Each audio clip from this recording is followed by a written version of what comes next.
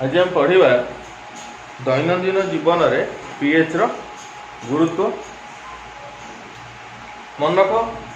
आम शरीर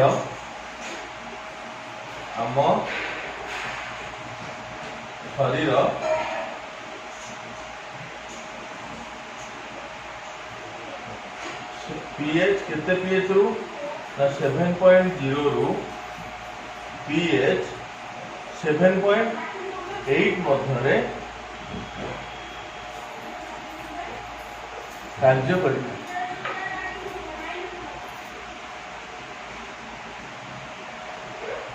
तमाने आमे जो देखुचे 7.0 रु 7.8 तेणु 7.0 अर्थात आमर जो पीएच स्केल अच्छी 0 रु 14 0 रु 7 है कौन 7 रु 0 भितर अम्लीय 7 रु 14 भितर है क्षारीय बुझेगा ना 7 है प्रशमित द्रवण बा अम्ल नुह कि क्षार नुह तेणु 7.0 रु 7.8 अर्थात सामान्य क्षारीय परिवेश रे आम शरीर कार्य करिथा है एटा व्याकरण आसीबो आपको मन रखिबा। अम्ल वर्षा क्या कहवा ना वर्षा जल रे अम्लर परिमाण वर्षा जलर पीएच अम्ल परिमाण केमती जानिया पीएच केते 5.6 रु कम हेले वर्षा जलर पीएच 5.6 रु 5.6 रु कम हेले को कौन अम्ल वर्षा कहुए अम्ल वर्षा कहुए।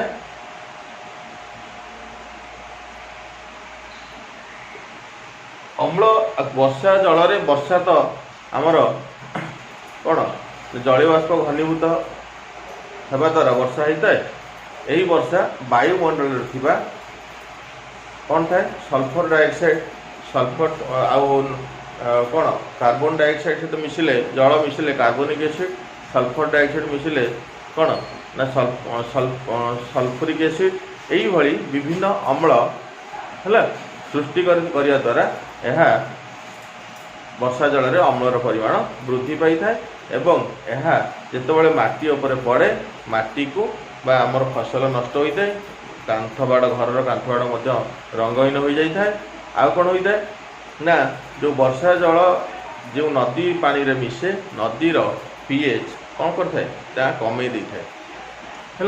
तेणु नदीर पीएच जो 5.6 रु कमी जाए तेणु से गोटे अम्लीय परिवेश सृष्टि होता है जहाँ कि जलचर जीव मानक पाई असुविधा होता है अर्थात से जीवन निर्वाह ठीक रे होई पारि न थाए है से मृत्युमुखर पड़ती एवं जलर जल भितर परिवेश नष्ट हो जाए है तेणु आम कौन यही जो आम जान अम्ल वर्षा कहले कौन आम लिखिपर है आ गोटे अच्छी तुम गोटे बक्स भितर शुक्र ग्रहर वायुमंडल के गठित मन रखा शुक्र ग्रहर वायुमंडल सल्फ्यूरिक एसिड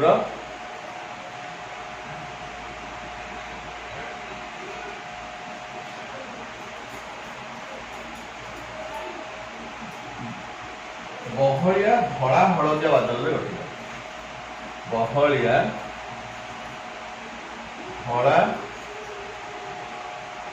हलदिया बादल गठित बा प्रश्न आसो शुक्र ग्रहर वायुमंडल किपरि गठित ना ये सल्फ्यूरिक एसिड जेहेतु अच्छी तेणु संपूर्ण रूपे परिवेश हूँ अम्लीय परिवेश तेणु एठारे जीवन धारण करिया संभव नुह तापरे बर्तमान देखिवा आमर माटीर पीएच को आमे किपरि परीक्षा करिवा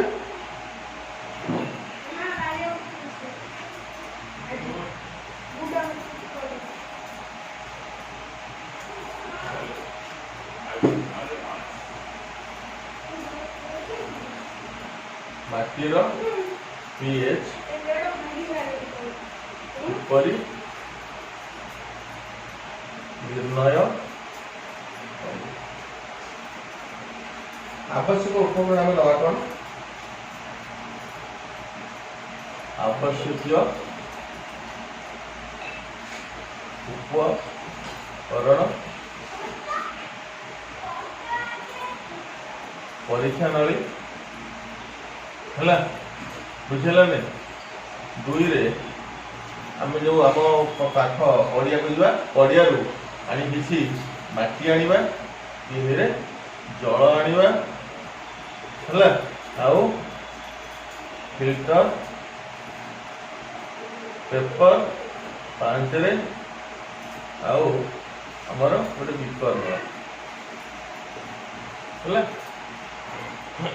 आवश्यक उपकरण गोटे बिकर नि जाऊ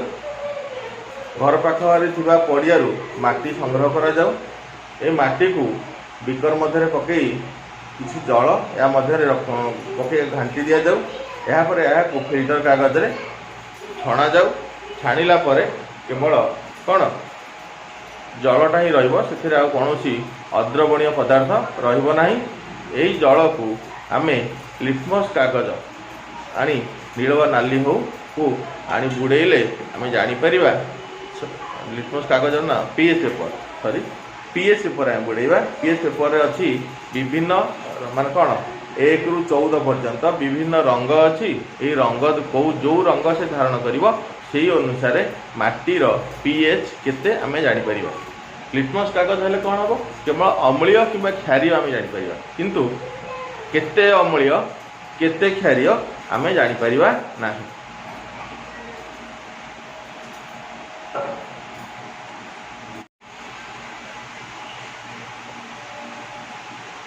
बर्तमान आम देखा आम परिपाक व्यवस्थार पीएच आम पाकस्थली हाइड्रोक्लोरिक एसिड प्रस्तुत करता है।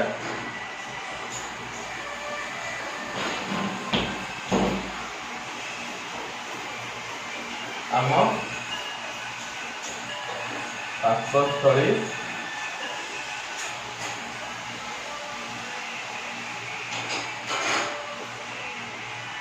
HCl अम्ल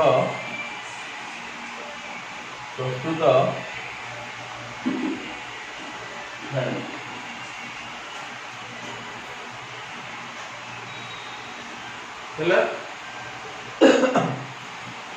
आम पाकस्थली जो HCl अम्ल प्रस्तुत करता है यह पाकस्थली कौन क्षति कर न था। यह कौन करे ना खाद्य हजम रे साहाय्य करिथाए है। बेले बेले पाकस्थली अत्यधिक अम्ल क्षरण करिया द्वारा आम पेटरे जंत्रणा होता है। तेणु यह उपशम करने आम प्रति अम्ल खाई था। प्रति अम्ल हूँ किए ना मैग्नेशियम हाइड्रोक्साइड बा मिल्क ऑफ मैग्नेशिया थिबा औषध आम आंटासाइड जो आम खाई था एवं यह पाकस्थली सृष्टि होता अत्यधिक अम्ल को प्रशमित करिथाए एवं आमको जंत्रणा मुक्ति देता है बुझीगला। तेणु आम परिपाक व्यवस्था रे मध्य अम्लर भूमिका रही अर्थात अम्ल आम खाद्य को हजम करिवारे साहाय्य करिथाए। बर्तमान आम जिबा पीएच परिवर्तन रे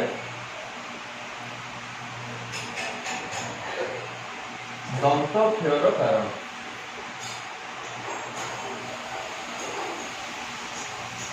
पीएच परिवर्तन रे दंत क्षयर कारण मन रखिबो पाटीर पीएच 5.5 रु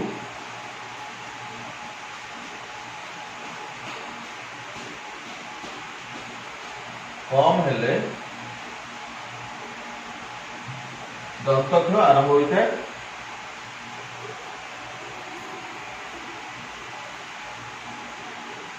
कहीं ना आमर दांतर बाहर आवरण बा बहि आवरण कैल्शियम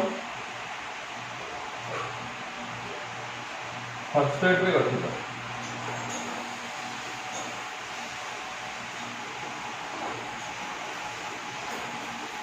ये जो कैल्शियम फॉस्फेट जल में अद्रवणीय मन रख यह सबुठारु शरीर कठिन पदार्थ यही कैल्शियम फॉस्फेट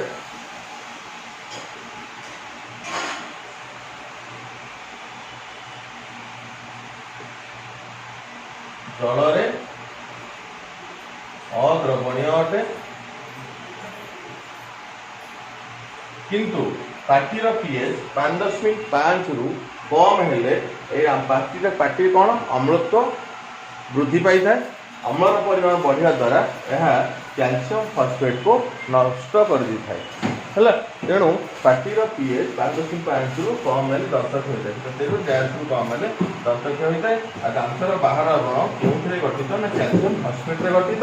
किंतु ये जो अम्ल कैल्शियम फॉस्फेट को नष्ट कर दी थाए जहाँफल दंतक्षय होता है आम दंतक्षय किपरि मुक्ति पाइबा ना प्रश्न आसो दंतक्षय है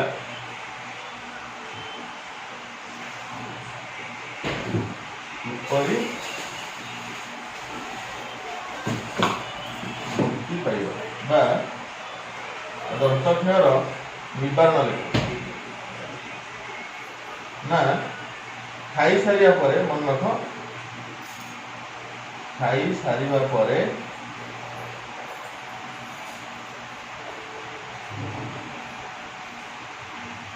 पाटी को भल भाव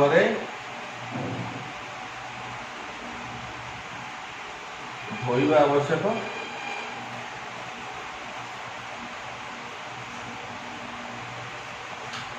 पाटी को भल भाव धोइले पाटी मध्य दांतर जो आमर फांका स्थान अच्छी जदि रोचे फांका स्थान मध्य खाद्यर कणिका गुड़िक लगी रहा खाद्य कणिका गुड़िक मध्य रहिले जीवाणु मान द्वारा डिग्रेडेशन बा निम्नीकरण हवा द्वारा यह अम्ल सृष्टि करें दंतक्षयर कारण होता है तेणु आम खाई सारिया परे पाटी को भल भाव धोइबा आवश्यक बा कुली करिया दरकार। द्वितीय है कौन ना हैरियर टूथपेस्ट जदि दंतक्षय होउची ताहले हैरियर टूथपेस्ट रे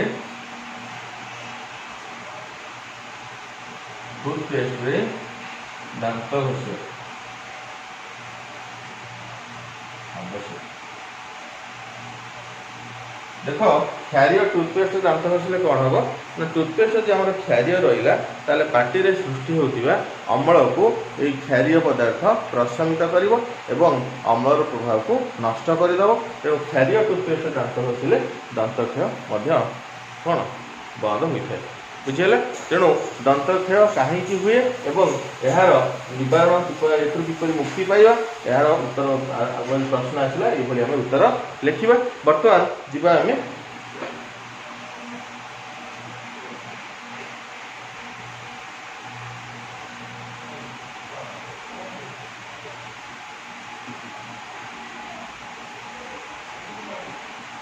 रासायनिक युद्ध जरिया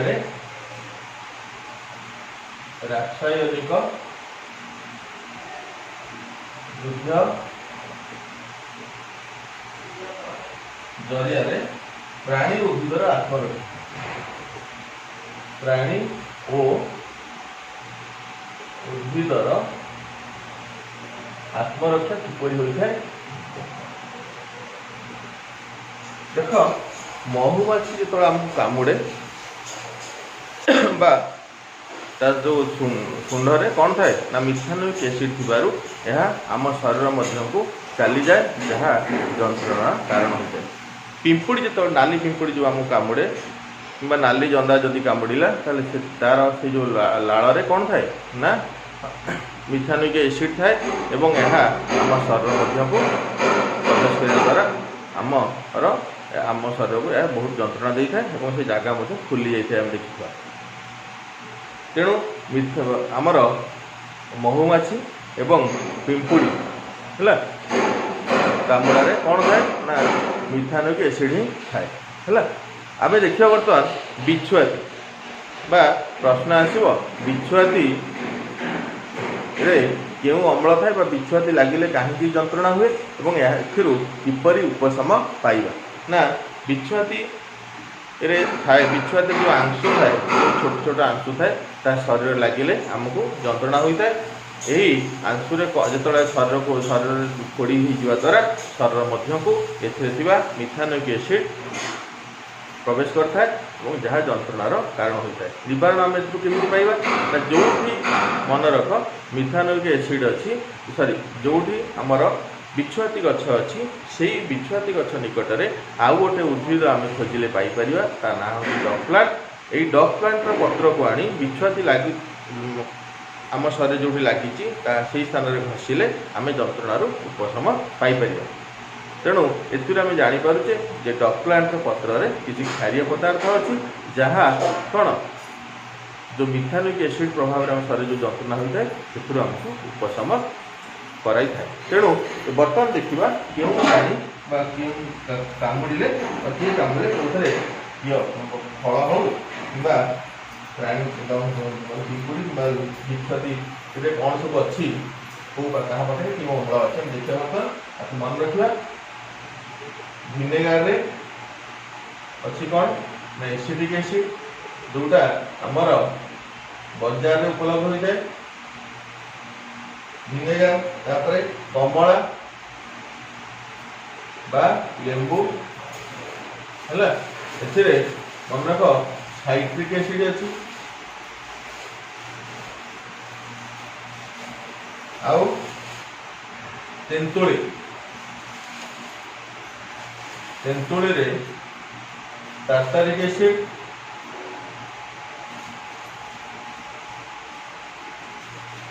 टमाटो रे ऑक्सैलिक एसिड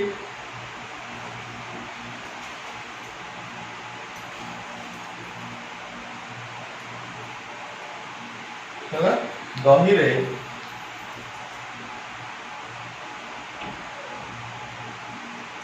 लैक्टिक एसिड लेंबू है आ पिंपुड़ी दंशन आ बिछुआती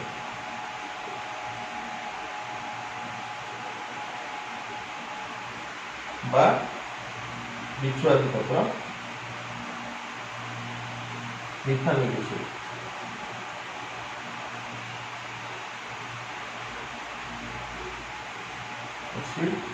आम कही था कौन ना फॉर्मिक एसिड आम कही था।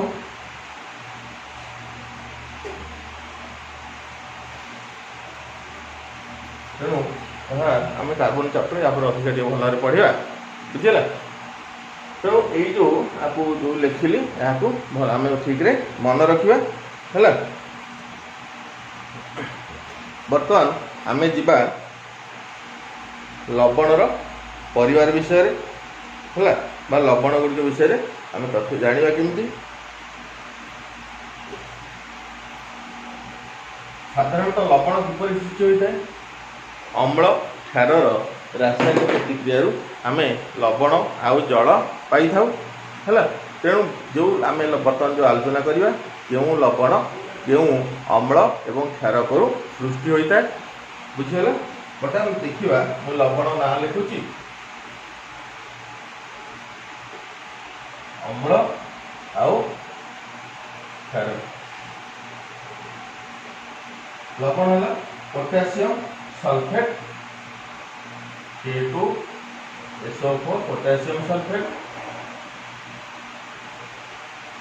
अम्ल है H2SO4 आउ क्षारक है पोटेशियम हाइड्रोक्साइड है एटा पोटेशियम सल्फेट बा सल्फ्यूरिक एसिड आउ क्षारक पोटेशियम हाइड्रोक्साइड मिसिले आमर पोटेशियम सल्फेट जल सृष्टि होता है तेना आम लवण पाई पोटेशियम सल्फेट।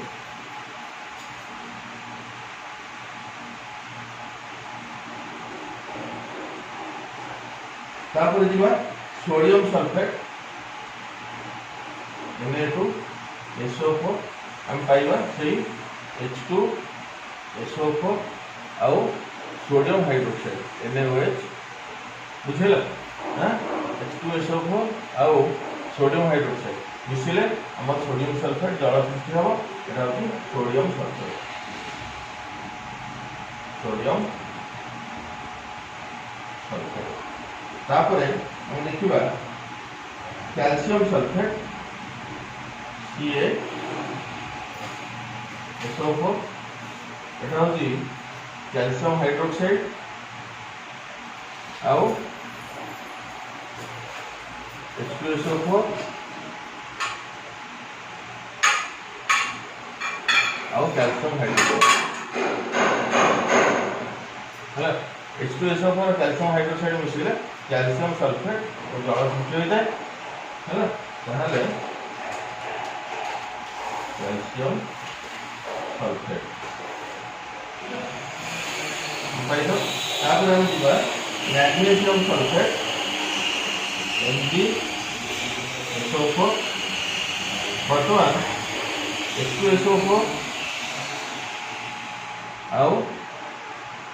MgOH रो होल्टू मैग्नीशियम हाइड्रोक्साइड H2SO4 मिसिले मैग्नीशियम सल्फेट आसीबो बुझिला ना हला मैग्नीशियम सल्फेट बतुआ सोडियम क्लोराइड एटा हम जानि जे प्रथम रासायनिक प्रतिक्रिया हम पढ़ी थले NaCl होची हाइड्रोक्लोरिक एसिड HCl आउ NaOH हला तेणु ये हला HCl और NaOH मिसिले बा हाइड्रोक्लोरिक एसिड और सोडियम हाइड्रोक्साइड मिसिले सोडियम क्लोराइड लवण सृष्टि होता है सोडियम क्लोराइड और जल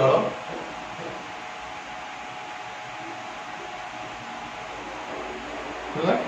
तापरे सोडियम नाइट्रेट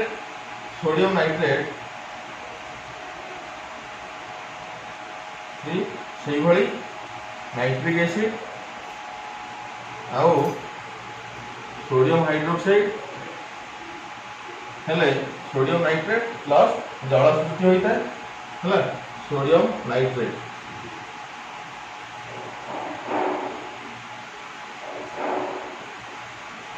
हला बुझेला तापर सोडियम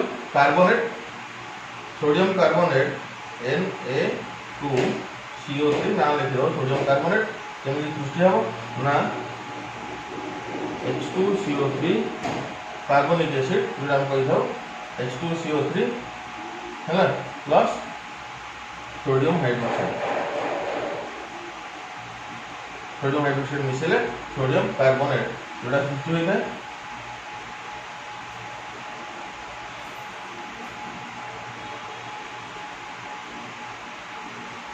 हला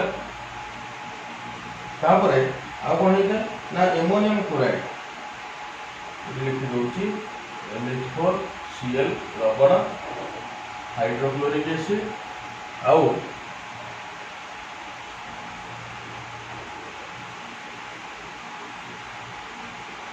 एमोनियम हाइड्रोक्साइड असले एमोनियम क्लोराइड लवण सृष्टि होता है तेणु आमे केउ अम्ल केउ क्षारक मिसिले केउ लवण सृष्टि होता है आमे जानिले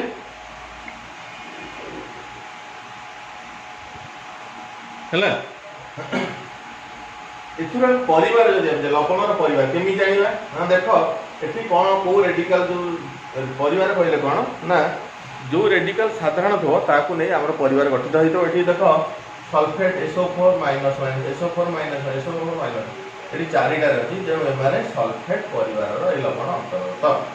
तापरे देखो क्लोराइड परिवार के ना एमोनियम क्लोराइड और सोडियम क्लोराइड एथरे क्लोरीन अछि त माने क्लोराइड परिवार रो अंतर्गत हला sodium chloride sodium nitrate sodium carbonate माने सोडियम परिवार रो अंतर्गत बुझेला एई भली भाबे हमें लवण रो परिवार विषय रे हमें सूचना पाई परिबा बुझेला तेणु लवण रो pH अर्थात अम्लीय लवण क्षारीय लवण है बुझेगा आम केमी जाना ना मन रख जदि सबल अम्ल सबल क्षार सहित मिसे आम पाइबा प्रशमित द्रवण एठी देख प्रशमित द्रवण किए किए पोटासियम सल्फेट यहाँ हूँ प्रशमित द्रवण H2SO4 हूँ स्ट्रंग एसिड यहाँ हूँ स्ट्रंग बेस मिसिले आमर आसो कौन ना न्यूट्रलाइज सॉल्ट बा हमर प्रशमित द्रवण हम पाइबा हला सेमिति H2SO4 सोडियम हाइड्रोक्साइड ये मध्य सोडियम सल्फेट यार पीएच केते आसो ना 7 आसो हला जेतु ये स्ट्रांग एसिड स्ट्रांग बेस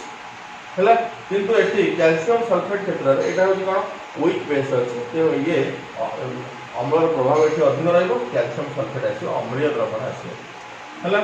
बुझला एई भली भाव देखो सोडियम क्लोराइड देखो सोडियम क्लोराइड रे HCl + NaOH हला स्ट्रांग एसिड स्ट्रांग बेस एवं प्रशमित द्रवण पाइबा सोडियम क्लोराइड प्रशमित द्रवण पाइबा बुझला कार्बनिक एसिड देखो एठी दुर्बल अम्ल अछि किंतु एठी सबल क्षार अछि हला आमे जो चारिटा एसिड हम पाइछु H2SO4 HCl आउ नाइट्रिक एसिड H2SO3 माने विज्ञानगार तैयारी थांती किंतु एटा हो ई तीनोटी जाक स्ट्रांग के sulphuric acid hydrochloric acid nitric acid माने स्ट्रांग एसिड तो ए कार्बनिक एसिड का कोन हिता वीक एसिड का हिता हैला बुझला जहाँ पर mineral acid कहथाउ a weak acid चारटा को हैला माने H2CO3 टा हमर कोन वीक एसिड और दुर्बल अम्ल हिता तो जेतले दुर्बल अम्ल सबल क्षार सहित मिसे ताले आमे क्षारीय द्रवण पाइबा सोडियम कार्बोनेट का क्षारीय हैला एई भली भाबे आमे अम्लीय लवण आउ क्षारीय लवण कहि परिबा आउ के प्रशमित लवण आछि मध्य कहि परिबा बुझिला अच्छा वर्तमान एतिक थाउ आसंता कालांसरे आमे खाइबा लुण रु पाउथिया पदार्थ विषय आलोचना करिबा।